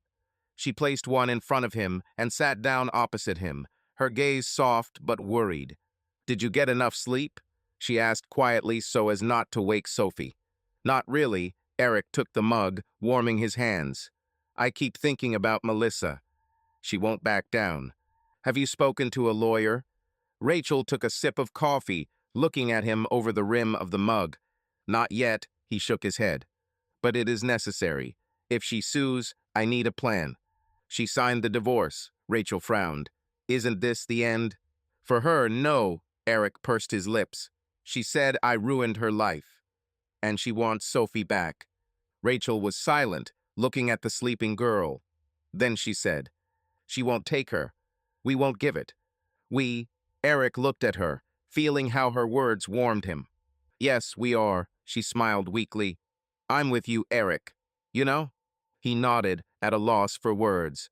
Her support was like an anchor in this chaos. but old wounds mistrust, pain from betrayal still ached. He was afraid that Melissa would find a way to hit where it hurt the most. That afternoon, he took Sophie home and called Michael, his lawyer. He answered after the third ring. His voice was tired, but businesslike. "Eric, what happened?" "Melissa is threatening." Eric walked around the room, clutching the phone. "He wants Sophie back. She says I ruined her life." "Did she call?" Michael coughed. "What exactly did she say?" "That Wells was called to the board." Eric clenched his jaw. "And that it's my fault. She's furious." "College?" Michael chuckled. "Interesting. If he's being tested, it could work to our advantage." "How?" Eric stopped, looking out the window. "If he is proven to be corrupt, her association with him will become a stain," Michael explained. "The court will not give the child to the mother who was confused with such a guy." "What if they don't prove it?" Eric felt a coldness in his chest. "Then it will be more difficult," Michael sighed. "She can file for a custody review. Say that you blackmailed her into signing a divorce." "It's true," Eric swallowed. "I blackmailed her. But we have her confession." Michael tapped something on the table. "Video bracelet. This is not just blackmail, these are facts of her betrayal. The court will take this into account." "And Wells?" asked Eric. "She said he was dangerous. A judge with a stain on his reputation." Michael grinned. "He's up to his neck in shit right now. Stick with it, Eric, and don't panic ahead of time." Eric passed out, feeling a mixture of relief and fear. Michael was right, Wells was under attack, and this offered an opportunity. But Melissa wouldn't go down without a fight, and his old wounds left him vulnerable. In the evening, he met Tim at the bar. Sophie stayed with Rachel, and Eric needed to talk. Tim sat at the counter, twirling a glass of whiskey in his hands. "Well, brother," he asked when he saw Eric, "is Melissa pestering you again?" "Yes." Eric sat down next to him, ordering a beer. "I called yesterday. Threatens to take Sophie." "Damn." Tim shook his head. "She doesn't let up." "And he won't stop." Eric took a sip of his beer. "I gave the evidence to the journalist. Wells is being checked. But if this fails, she will bury me." "You made a move." Tim patted him on the shoulder. "Now take the blow." "What if I can't stand it?" Eric looked at him, his voice trembling. "If she takes Sophie?" "He won't take it." Tim squeezed his shoulder. "You are stronger than her. And you have me, Rachel, this lawyer of yours. She's alone." "She's not alone." Eric squeezed the glass. "She has Wells." "Wells is busy with his own problems right now." Tim grinned. "I heard from a friend in court his reputation is crumbling. Your blackmail worked better than you thought." Eric nodded, but it still hurt inside. Old wounds, her lies, her coldness, her betrayal were opening again. He remembered how he loved her, how he built a family with her, and how she destroyed everything. "I thought it would end," he said quietly, "but she pulls me back." "Don't let her." Tim looked into his eyes. "You've already won once. You will win again." Eric was silent, looking into his glass. He wanted to believe Tim, but the fear of losing Sophie was stronger. Late that evening, he returned to Rachel. Sophie was sleeping on the sofa and Rachel was sitting with a book. Seeing him, she put it aside and stood up. "You look worse than this morning," she said, approaching. "What's happened?" "I spoke with a lawyer." Eric sat down, rubbing his face. "And with Tim, Melissa can file for a custody review." "She won't win." Rachel sat down next to her, her voice firm. "You have proof."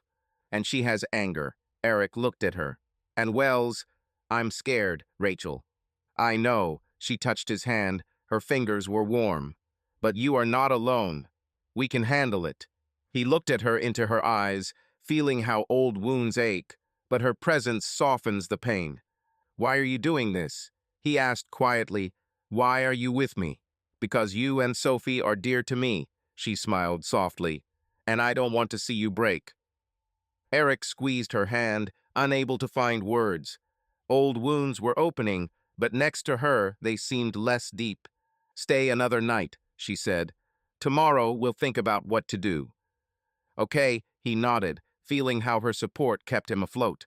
Eric woke up to the sound of a message on his phone.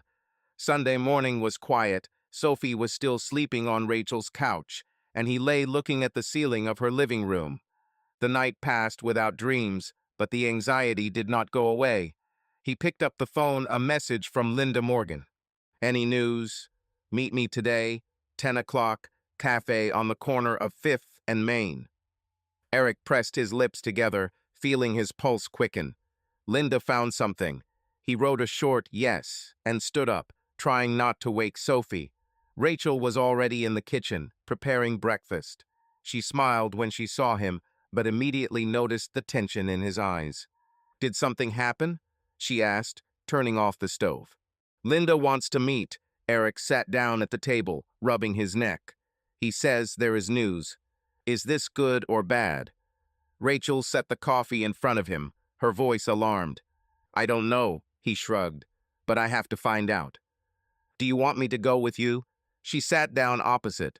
Sophie will stay with me. No, Eric shook his head. Stay here. I don't know what she will say.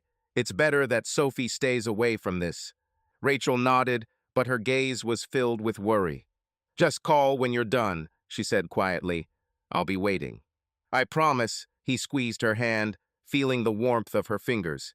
By 9:50, Eric was sitting in the cafe on the corner of 5th and Main. The place was small, with shabby tables and the smell of freshly brewed coffee. Linda walked in at 10 o'clock, a short woman in a leather jacket, with short dark hair and sharp eyes. She sat down opposite him, throwing her notepad on the table. You look like you haven't slept in a week, she said by way of greeting. I feel the same way, Eric chuckled dryly. What do you have? Bomb, Linda leaned closer, lowering her voice. Your files video, bracelet that was a clue. I dug deeper. Wells didn't just sleep with your wife. He used her for fraud. Eric froze, his hand clutching his mug. What kind of shenanigans? Financially, Linda opened the notebook, showing the notes. He took bribes through lawyers. Melissa was his go-between. She transferred money from clients so that he could make the necessary decisions. Damn, Eric exhaled, feeling his blood run cold. Are you sure? I have documents. Linda tapped on the notepad. Correspondence, bank transfers. One of her clients turned her in. He got caught doing something else and decided to bargain. Did she know? Eric looked into her eyes. Did she know what she was doing? I knew, Linda nodded. It's not a mistake, Eric. This is a system. She's up to her neck in this. Eric leaned back in his chair, trying to comprehend. Betrayal was painful, but this was betrayal on another level. Melissa didn't just destroy their family, she was a criminal. What now? He asked, his voice hoarse. I'm publishing, Linda pursed her lips. The article will be published tomorrow. Wells and Melissa will be investigated. And Sophie? Eric clenched his fists. Will her name come up? No, Linda shook her head. I'm keeping you and your daughter out of this. Anonymous source. But you need to be prepared Melissa might snap. She already threatened, Eric nodded. She said she would take Sophie. After this, she won't be able to, Linda grinned. Her career is over, and Wells too. Eric was silent, looking out the window. Melissa's dark secrets were revealed, but there was no joy, only emptiness. Thank you, he said finally, for everything. Don't thank me, Linda stood up, putting away the notebook. This is my job. Hang in there, Eric. Tomorrow it will be noisy. She left, leaving him alone. He finished his coffee, feeling old wounds mingling with new ones. Melissa was more than just an unfaithful wife. She was part of something dirty, and it changed everything. He returned to Rachel, feeling drained. Sophie played on the floor, and Rachel met him at the door. Well, she asked, her eyes full of worry. Sit down, Eric nodded towards the sofa. This is serious. She sat down, and he told everything about the bribes, about Melissa as an intermediary, about the article. Rachel listened, her face growing pale with every word. Oh my God, she whispered when he finished. Is she a criminal? Yes, Eric clenched his fists. And I lived with her, trusted her. You couldn't have known, Rachel touched his hand. It's not your fault. But I should have seen, he looked at her, his voice trembling. How could I be so blind? Because you loved her, Rachel squeezed his hand. This is not a weakness, Eric. This is power. He nodded, feeling her words ease the pain. Everything will come up tomorrow, he said quietly, and I don't know what she'll do. No matter what she does, we can handle it. Rachel looked into his eyes. You, me, Sophie. We are together. Thank you, he smiled weakly. You can't even imagine how much I need this. Sophie ran up to them, holding the drawing in her hands. Dad, look, she said, showing the piece of paper. This is us. Eric looked 3 figures drawn with crooked lines, him, Sophie, and Rachel. He hugged his daughter, feeling tears burning his eyes. It's beautiful, honey, he said hoarsely. Very beautiful. That evening, he called Tim with the news. Tim listened and whistled. Damn, brother, this is the level. Is Melissa a criminal? Yes. Eric stood at the window, looking out onto the street. The article will be published tomorrow. Then hold on. Tim became more serious. She can strike one last time. I know, Eric nodded. But now I have a trump card. You're doing great, Tim chuckled. I like the new Eric. Eric woke up to the sound of footsteps. Rachel walked around the kitchen, quietly clinking dishes, trying not to wake him and Sophie. Monday morning was gray, the sky was overcast, and the air smelled of rain. He sat on the couch, rubbing his face, and picked up his phone. Linda's article was due out today, and he could feel the tension tightening in his chest. Rachel came out of the kitchen with a cup of coffee, noticing that he was awake. Good morning, she said softly, placing the mug in front of him. How did you sleep? Okay, Eric nodded, although it was a lie. The article should already be online. Do you want to watch? Rachel sat down next to her. Her voice was alarmed. Yes, he opened the laptop, which he left on the table, and went to the City Chronicle website. The headline was on the front page, bold and sharp. Judge under investigation, corruption and secret connections with a lawyer. Eric began to read, feeling his heart pounding. Linda did not mince words. The names of Jason Wells and Melissa Grant were highlighted. The facts were laid out clearly: bribes, transfers, testimony. His name and Sophie were not mentioned, as Linda had promised, but the evidence, the video, the mention of the bracelet was there, wrapped in the anonymity of the source. She did it, Eric exhaled, leaning back on the couch. They're in shit. That's good, right? Rachel looked at him, her eyes full of hope. Yes, he nodded, but Melissa won't give up just like that. As if in response to his words, the phone rang. Tim's number. Eric replied. Tim, what's happened? Take Sophie and get out of there. Tim's voice was sharp, almost panicky. Melissa knows you ratted her out to Linda. Where? Eric jumped up, his pulse quickened. Tim hesitated, and Eric felt a coldness in his chest. I let it slip. What are you doing? Eric squeezed the phone, his voice became icy. Did you tell her? Not on purpose, Tim exhaled. She called in the morning and started yelling that she knew about the article. I said it wasn't me, and, damn, Eric, she beat it out of me that you were dating a journalist. You betrayed me, Eric almost shouted, but restrained himself, glancing at Sophie, who was still sleeping.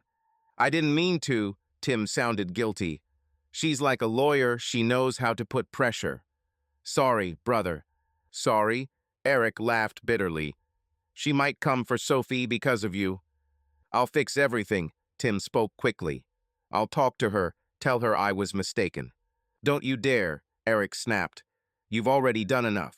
He hung up, feeling Tim's betrayal cut like a knife. Tim was his friend, his rock, and now a weak link that could destroy everything. Rachel stood up, her face pale. What did he say? She asked quietly. He gave me up to Melissa. Eric clenched his fists. She knows it was me who gave Linda the evidence. Oh my God! Rachel covered her mouth with her hand. What now? We have to leave. Eric began to pack Sophie's things. She may come here. Where? Rachel helped him. Her movements were fast. To Michael. He grabbed the bag. He knows what to do. Half an hour later, they were in Michael's office. Sophie sat in the corner, playing with the horse, and Rachel stood next to Eric. Michael was reading the article on his laptop, his eyebrows rising higher. "This is fucking powerful," he said finally, looking at Eric. "Wells and Melissa are in deep trouble. But she knows it's me." Eric clenched his jaw. "My friend spilled the beans." "Tim?" Michael frowned. "The one who brought you to me." "Yes," Eric nodded. "She squeezed the truth out of him." "Damn," Michael rubbed his temples. "This complicates matters. She can sue, say that you slandered her." "This is not slander," Eric raised his voice. "This is true. True, but without your name in the article, she can spin it any way she wants." Michael sighed. "Her word is against yours." "What to do?" Rachel stepped forward, her voice firm. "She won't take Sophie." "We will file a counter-application." Michael opened the folder. "We use the article as a basis. Let's say she's a threat to the child because of her criminal connection. Will it work?" Eric looked at him, feeling Tim's betrayal burning inside him. "There's a chance," Michael nodded, "but she will fight. And Wells too." Eric was silent, looking at Sophie. Tim's betrayal opened a new wound. He trusted him like a brother. And now, because of him, Melissa could hit even harder. In the evening, they returned to Eric's apartment.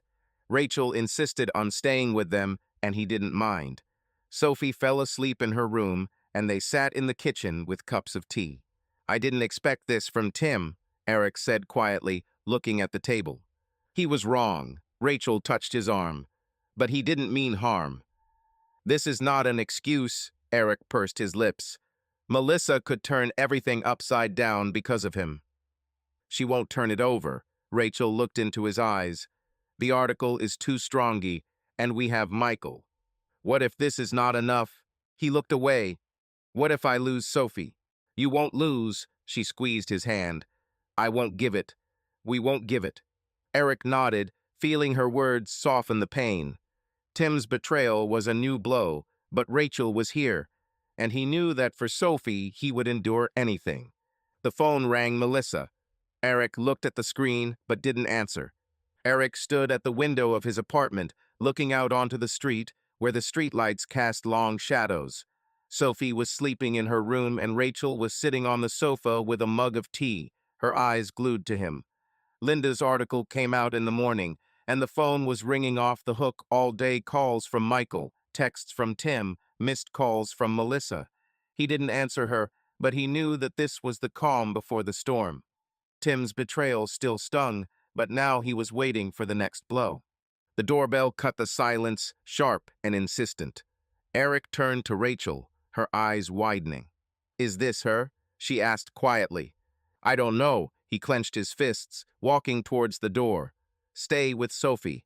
He opened the door and saw Melissa. Her face was pale, her eyes burned with anger, her hair was disheveled, as if she was running here. "You," she stepped forward, her voice trembling with rage. "You destroyed everything. Go away, Mel." Eric blocked her path. His tone was cold. "You don't belong here." "Not the place." She laughed, but the laughter was hysterical. "You gave me up to this journalist. My career is in ruins. Jason is under investigation, and you're standing here like nothing happened. You did it yourself." Eric clenched his jaw. "I just showed the truth." "The truth?" She pushed him in the chest, but he didn't move. "You blackmailed me. You forced me to sign a divorce, and you slept with Wells and took bribes." He raised his voice, feeling his anger bursting out.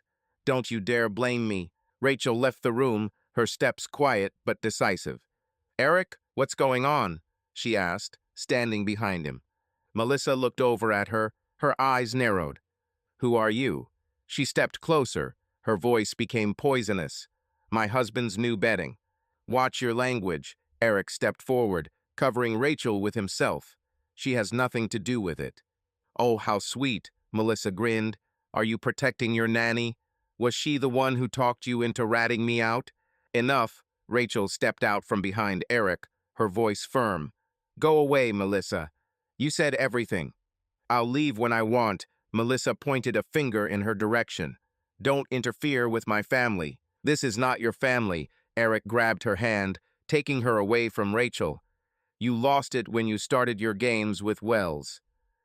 Melissa pulled her hand away, her eyes flashing. Do you think this is the end? She almost screamed. I'll take Sophie. You can't stop me. Try it. Eric stepped closer, his voice becoming low and threatening. And I will destroy you completely. Will you destroy it? She laughed, but there was panic in her voice. You already did it. My life is over because of you. You destroyed it yourself. He clenched his fists. Leave. Now. Melissa opened her mouth to answer, but froze when she heard footsteps outside the door. Neighbors looked out into the corridor, attracted by the screams. She cast one last look at Eric, full of hatred, and left, slamming the door so hard that the glass shook. Eric stood there, breathing heavily, feeling the adrenaline pulsing through his veins. Rachel touched his shoulder, her hand shaking. Are you okay? She asked quietly. No, he turned to her. His eyes were dark. She won't stop. She's scared. Rachel squeezed his hand. The article hit her harder than she thought. It's not fear. Eric shook his head. This is rage, and she'll take it out on me. They returned to the living room, but the silence did not last long. The phone rang Michael. Eric replied, Yes. Eric, have you seen the news? Michael's voice was excited. Wells was suspended. The investigation has officially begun. Damn, Eric breathed. And Melissa? She's under attack too, Michael coughed. She was called in for questioning. But she can file for a custody review right now, before she gets squeezed. She was just here. Eric squeezed the phone. She screamed and threatened. Damn, Michael paused. This is bad. If she files today, the court may give her a chance. What to do? Eric looked at Rachel, feeling the panic growing. I'll prepare the documents, Michael spoke quickly. We'll prove that she's a threat to Sophie. The article is our trump card. Hang in there. Eric passed out, feeling the explosive conflict with Melissa leaving smoke in its wake. He sat down on the couch, and Rachel sat next to him. She won't win, she said firmly. We have everything to stop her. What if he wins? He looked at her, his voice trembling. If the court gives Sophie to her. This won't happen, Rachel squeezed his hand. We won't give up. Late that evening, he called Tim. After the betrayal, he was silent all day, but Eric could not leave it like that. Tim answered after a long pause. Eric. She came, Eric said coldly, because of you. Damn, brother, I'm sorry, Tim exhaled. I didn't want to. Whether you wanted it or not, it already happened. Eric squeezed the phone. You were my friend. And now, because of you, she might take Sophie. I'll fix it, Tim spoke quickly. I'll talk to her, tell her that I lied. No, Eric snapped. You've done enough. Don't call me anymore. He hung up, feeling the pain of betrayal mixed with anger from his fight with Melissa. An explosive conflict had burst forth, and now he was awaiting the consequences. Rachel came up behind him, putting her arm around his shoulders. You did it, she said quietly. She left. But she'll come back. Eric turned to her, his eyes tired. And I don't know if I can stand it. You can handle it, she looked into his eyes. Eric woke up to silence. After Melissa's visit yesterday, the night passed without calls or messages, but the silence was ominous. He lay on the sofa, looking at the ceiling, while Sophie slept in her room. Rachel went home late that evening, promising to return in the morning. Her support kept him afloat, but a storm was still raging inside Tim's betrayal, Melissa's threats, uncertainty with the trial. He got up, made coffee, and opened his laptop. The news was full of headlines. Judge Wells suspended, lawyer under investigation for corruption. Linda's article went viral, and the comments below were full of anger and shock. Melissa was mentioned in every other paragraph. Her career was collapsing before our eyes. Eric felt a grim satisfaction, but it quickly gave way to anxiety. Melissa's fall might have been her last chance to strike. The phone rang Michael. Eric replied. What's new? Melissa filed for custody review. Michael's voice was tense. In the morning. Damn, Eric clenched his fists. She made it. Yes, Michael coughed. But we have trump cards. The article, her interrogation. We will prove that she is unstable for the child. When is the trial? Eric walked around the room, feeling the panic growing. In a week, Michael answered. I'm preparing documents. You should be there. I will, Eric nodded. What else? She lost her job, Michael chuckled. The company kicked her out immediately after the article. She's desperate. This makes her more dangerous. Eric squeezed the phone. She won't stop. Perhaps, Michael paused. But her fall is our chance. Hang in there, Eric. Eric passed out, feeling the walls closing in. Melissa fell, but pulled him along with her. He called Rachel. She sued, he said when she answered. Oh my God, her voice trembled. When? Today, Eric rubbed his face. There's a hearing in a week. I'm coming to see you, Rachel spoke quickly. An hour later, Rachel was with him. Sophie was sitting on the floor, drawing, while she and Eric stood in the kitchen. She lost everything, he said, looking out the window. Job, reputation, and now he wants to take Sophie. She won't take it, Rachel touched his shoulder. We have evidence. And she has anger. Eric turned to her. And she blames me. Let him blame, Rachel pursed her lips. It's her fault, not yours. He nodded, but everything was aching inside. Melissa's fall was his victory, but it also opened new wounds. He remembered their wedding, Sophie's birth, their first years, everything that she had destroyed. The doorbell interrupted his thoughts. Eric opened it and saw Melissa. She looked worse than yesterday, pale, with dark circles under her eyes, in wrinkled clothes. We need to talk, she said, her voice hoarse. Go away, Eric blocked her path. I said everything. I won't leave, she stepped closer. You ruined my life, Eric. Give me a chance to make things right. To correct? He smiled bitterly. You filed a lawsuit. Is this your way to fix it? I want Sophie. She looked into his eyes, her voice trembling. She is my daughter. You've lost the right to call her yours. Eric clenched his jaw. After everything you've done. I did it for us, she shouted, but immediately fell silent when she saw Rachel behind him. For our sake, Eric stepped towards her. You took bribes, slept with Wells, lied to me. It's not for us, Mel. This is for your sake. You don't understand, she shook her head, her eyes shining with tears. I'm confused. I wanted the best for Sophie. The best? Rachel stepped forward, her voice firm. You put her in danger. And now you want to take her away because of your pride. Who are you to judge me? Melissa gave her a look full of hatred. You are nobody. I'm the one who takes care of Sophie. Rachel didn't back down. And you are a threat to her. Melissa opened her mouth, but remained silent. Then she turned to Eric. You'll be sorry, she said quietly. I will not give up. Go away, Eric pointed to the door. Or I'll call the police. She left, her steps echoing in the corridor. Eric closed the door, feeling his anger give way to fatigue. She's broken, Rachel said, approaching him. But it's still dangerous. Yes, he nodded, but I won't let her win. The week before the trial passed in suspense. Michael prepared the documents. Linda sent new evidence recordings of Melissa's conversations with Wells' clients. Eric met with Rachel every day. Her presence helped keep him going. Sophie sensed his anxiety, but he tried to smile for her sake. On the day of the trial, he stood in front of the building, holding Sophie's hand. Rachel was nearby, her gaze full of determination. Are you ready? She asked. Yes, Eric nodded. It's time to end this. In the courtroom, Melissa looked composed, but her eyes betrayed fear.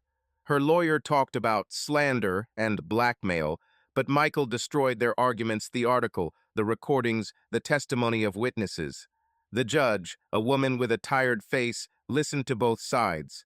Mrs. Grant, she said finally, looking at Melissa, your behavior calls into question your ability to care for your child.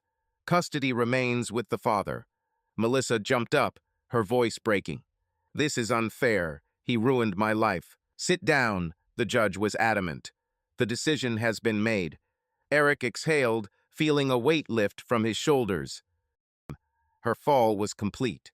In the evening, Rachel, and Sophie were sitting in the park. Sophie ran through the grass, and they looked at her from the bench. "It's over," Eric said quietly. "Yes," Rachel nodded. "You won." "We won." He looked at her, feeling the recovery begin. "I couldn't have done it without you." "You could handle it," she smiled, "but I'm glad I was there." He took her hand, and they fell silent, looking at Sophie. Eric stood at the window of his apartment, looking at the snow-covered yard. A year has passed since the court finally left Sophie with him, and winter has covered the city with a soft white blanket. The lights were on in the living room. Sophie was sitting on the floor, sorting out gifts. Christmas was in full swing. She was now 4, and her speech was becoming a little clearer, although autism still made her world different. Rachel came out of the kitchen carrying a tray of hot chocolate. Her hair was braided, and on her sweater there was a ridiculous snowman, a gift from Sophie. She put the tray on the table and smiled at Eric. "Are you thinking again?" "Just looking," he turned to her, his voice soft. "I can't believe that a year has passed." "A year of peace." Rachel came closer, touching his shoulder. "You deserve it." He nodded, feeling the warmth of her hand. After the trial, Melissa's life completely collapsed. She was deprived of her lawyer's license. Wells was convicted of corruption, and she disappeared from their lives. The last time she called was in the spring, begging to see Sophie, but Eric refused.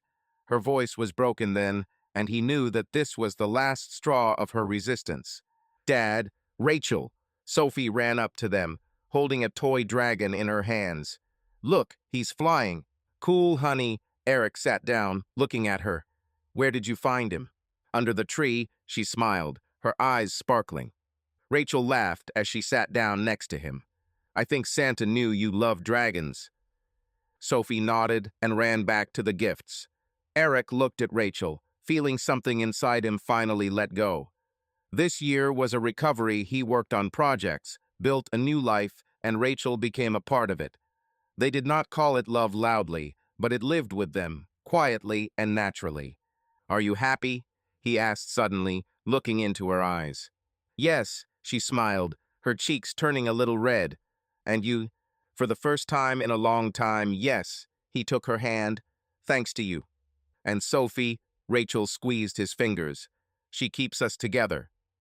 Melissa, as it turned out later, left the city. Her fall was complete, and although Eric did not wish her harm, he did not feel pity. She chose her own path. Wells was in prison for 3 years for bribery, and his name disappeared from the news. Linda Morgan won an award for her article and sometimes wrote to Eric to check on how he was doing. Tim tried to make contact, but Eric kept his distance. The betrayal left a scar, and although he forgave him in his heart, the friendship died. Tim realized this and stopped calling. Eric and Rachel, on the other hand, grew closer. She officially became part of their family not through documents, but through every day spent together. Sophie called her Ray, and it was her way of saying mine. They were in no hurry to take big steps wedding, moving, but both knew that they were heading towards this. "Dad, Ray, come here." Sophie called to them, waving a new toy, a drawing set. They sat down next to her, and Sophie began to draw a house, a dragon, 3 figures. "This is us," she said, pointing to the drawing. Eric looked at him, feeling his throat tighten with emotion. "It's beautiful, honey," he said hoarsely. "Very beautiful." Rachel put her arm around his shoulders, her warmth quiet and reliable. "She's right," she whispered. "This is us." In the evening, when Sophie fell asleep among the gifts, Eric and Rachel sat by the tree with glasses of wine. The snow outside the window fell slowly, covering the city. "What do you think will happen next?" he asked, looking at the lights of the garland. "Whatever," Rachel smiled, "but we can handle it." "Yes," he nodded, pulling her closer. "We'll manage." Melissa was the last straw of the old life, its threats, its lies, its fall. Now it is all over. Eric looked at Rachel, at Sophie sleeping, and knew that their lives had turned out the way they were supposed to. Not perfect, but fair. With the pain of the past, but with hope ahead. He kissed Rachel, quietly, softly, like a promise. She answered, and they fell silent, listening to the silence of the house. The last straw has fallen and a new chapter has begun. Subscribe to our channel so that your love doesn't cheat on you, and go ahead and listen to the next story, because this story is nothing compared to the next one. If you're under 18, don't even think, click to the next one.